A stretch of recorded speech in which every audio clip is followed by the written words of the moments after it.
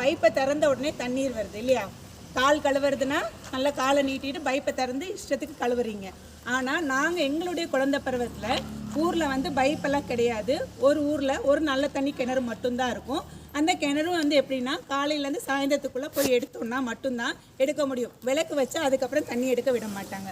அப்போ வீட்டில் இருக்க அம்மாங்க இல்லைன்னா அக்கா அண்ணா அப்படி அவங்கெல்லாம் என்ன பண்ணுவாங்கன்னா 2 குடம் எடுத்துக்குவாங்க. ஒன்று இடுப்பில், இன்னொன்று தலையில் வச்சுட்டு அந்த நல்ல தண்ணியை எடுத்துகிட்டு வருவாங்க.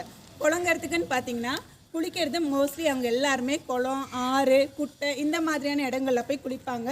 துவைக்கிற துணி எல்லாத்தையும் அங்கே துவைச்சி அங்கேயே காய வச்சு எடுத்துகிட்டு வருவாங்க.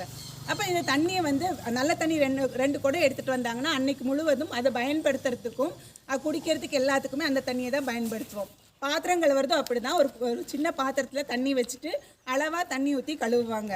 அதே போல் நம்ம இப்போ ப்ரஷ் பண்ணும்போது என்ன பண்ணுவோன்னா பேஸ்ட்டை போட்டோன்னே பைப்பை திறந்து விட்டு ப்ரஷ் தேய்க்கிற வரைக்கும் அந்த தண்ணி என்ன பண்ணிகிட்டே இருக்கும், போயிட்டே இருக்கும். ஒரு கப்பில் வச்சு பிடிச்சி வச்சு நம்ம கழுவவே மாட்டோம்.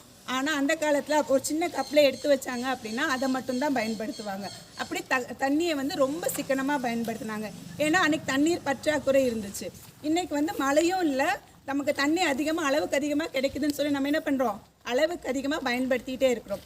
இப்படியே பயன்படுத்தி என்ன ஆயிடுச்சுன்னா பல நாடுகளில் தண்ணீர் வந்து என்ன ஆயிடுச்சு, அதில் பலதாளத்துக்கு போயிடுச்சு, வறட்சியான நாடாக மாறிடுச்சு.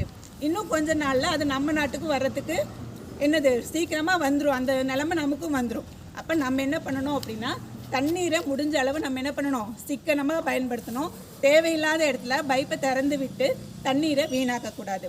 எந்த அளவு தண்ணீரை சிக்கனமாக பயன்படுத்துகிறோமோ அந்த அளவு நம்மளுடைய வாழ்க்கையில் பொருளாதாரமும் மேம்படும் சொல்லுவாங்க.